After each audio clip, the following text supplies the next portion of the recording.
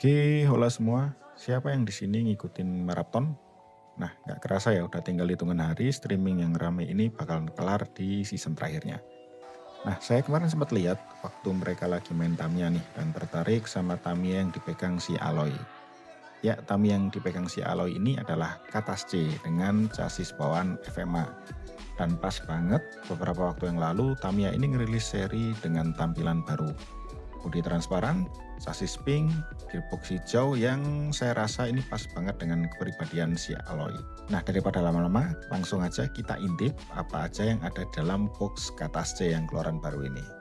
Oke, untuk yang pertama kita akan dapat velg disc dengan warna kuning fluorescence, terus ada ban hard ya ini ya, ban hard warna pink fluorescence senada dengan chassis FMA yang berwarna pink fluorescence, ini akarnya.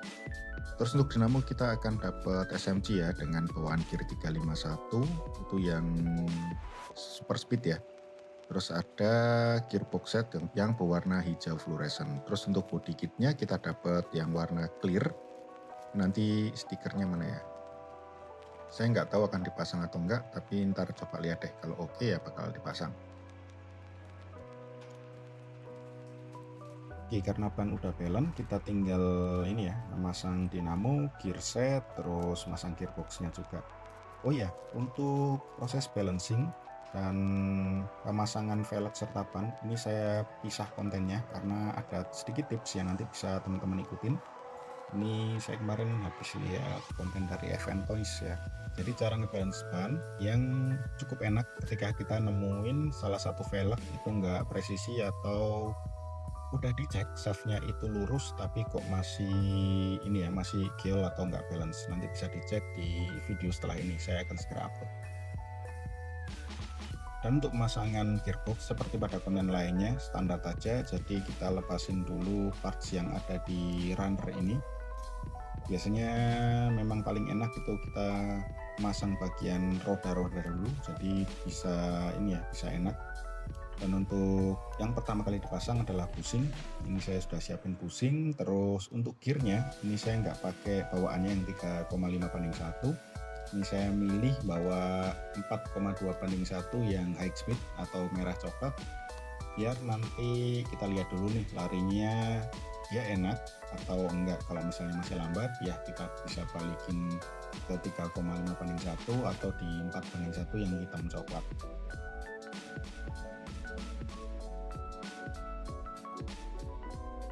Nah, ini satu busing ini akan saya pasang di counter gear yang warna merah.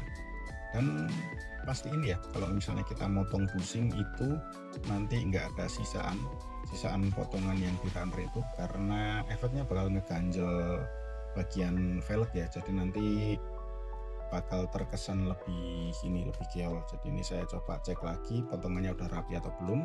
Kalau misalnya udah enak, nanti pasti dia akan bakal ini ya, bakal terpasang dengan enak di bagian chassis.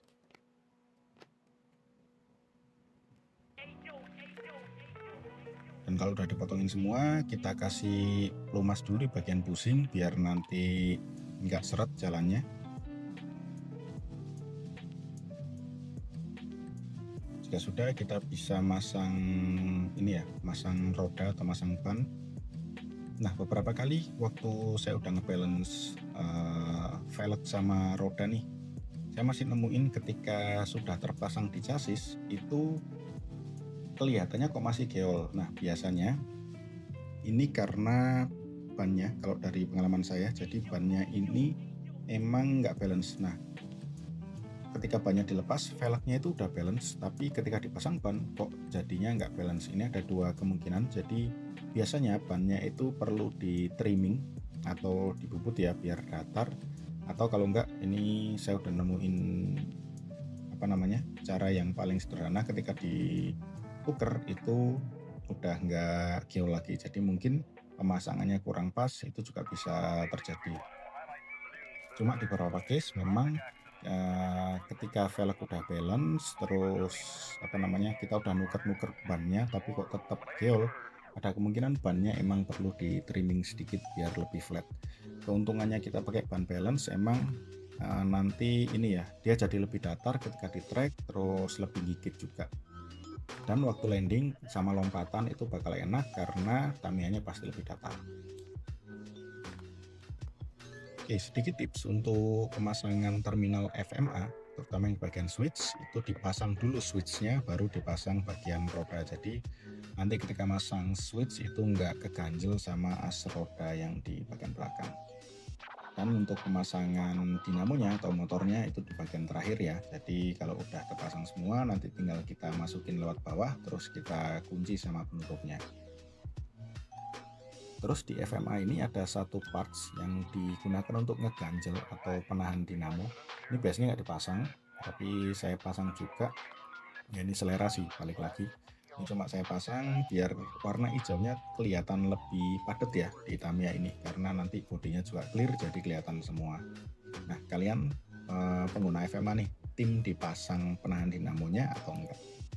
Boleh banget tulis di kolom komentar. Oke, lanjut ke pemasangan roller. Ini masih pemasangan roller standar ya. Jadi untuk pemasangannya saya letakkan di bagian terluar. Untuk yang roller tube atau roller tabung ini saya letakin di bagian terluar dari lubang. Terus untuk roller depan ini saya pakai roller derajat. Nah kalau teman-teman kayak saya nih waktu bikin konten ini lagi kehabisan roller yang udah di derajat, bisa pakai media yang ini sebenarnya ada di konten satunya nanti waktu ngebalance ban. Jadi ada satu alat ini yang saya dapetin di Tokopedia, ini buat ngecek shaft sebenarnya, tapi lubangnya itu pas banget buat ngebantu kita ngebengkokin baut yang ini ya, baut ori itu ya yang ada tabungnya itu. Jadi nanti tinggal masukin ke lubangnya terus dibengkokin pakai tang, itu pasti lebih mudah. Tapi ada beberapa cara nih, misalnya nanti pakai pakai mur, dipasang murnya terus pakai 2 tang itu juga bisa, atau misalnya ditekan ke benda keras entah lantai atau meja itu juga bisa. Nah itu preferensi teman-teman sekalian sih. Cuma ini karena ada alat yang cukup memudahkan, itu saya pakai alat yang biasanya saya pakai buat ngecek shaft roda itu ya apakah lurus atau enggak. Nah untuk alat itu nanti saya taruh linknya di deskripsi. Kalau misalnya teman-teman mau bikin sendiri itu bisa pakai pipa baja atau stainless, itu tinggal cari aja. Saya kemarin kayaknya lihat di Tokopedia banyak yang jual, itu tinggal cari ukuran 0,8 itu udah ini ya, udah pas banget buat ngecek shaft juga bisa, terus buat bantu ngebengokin nanti juga bisa.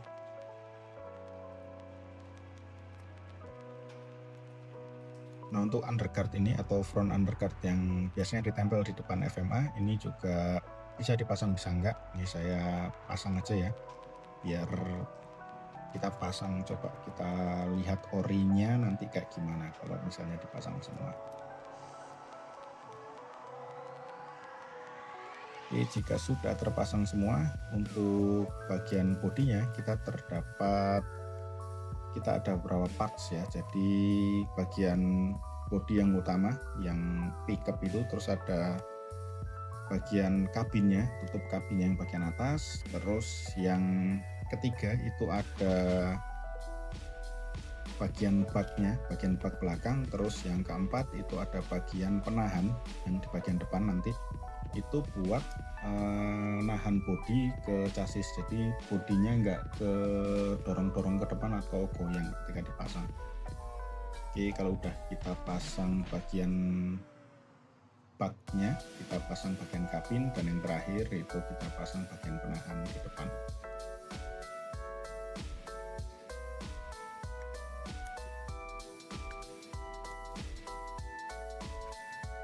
Dan kalau udah, kita tinggal pasangkan bagian terakhir yaitu kunci.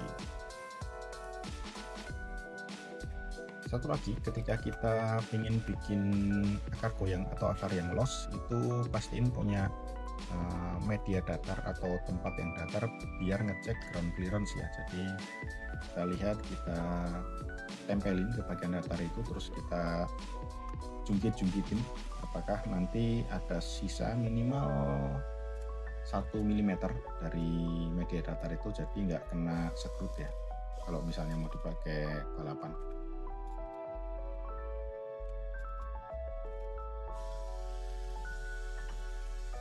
Nah kurang lebih seperti ini tampilannya.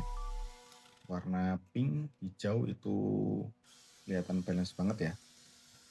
Ya emang ini kayaknya nanti perlu dipasangin stiker biar kelihatan lebih lucu aja. Oke, perakitannya udah, kita langsung coba run test di track. Apakah penggunaan gear 42/1 ini enak buat jalan.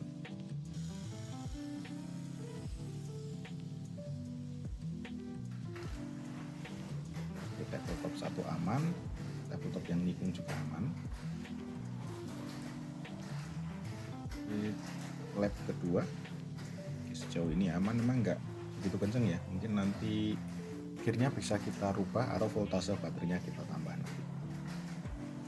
Nah tapi ini notes, sekali lagi ini track yang saya miliki di kantor, jadi mungkin settingannya akan berubah ketika menghadapi track jenis lain atau obstacle yang lain.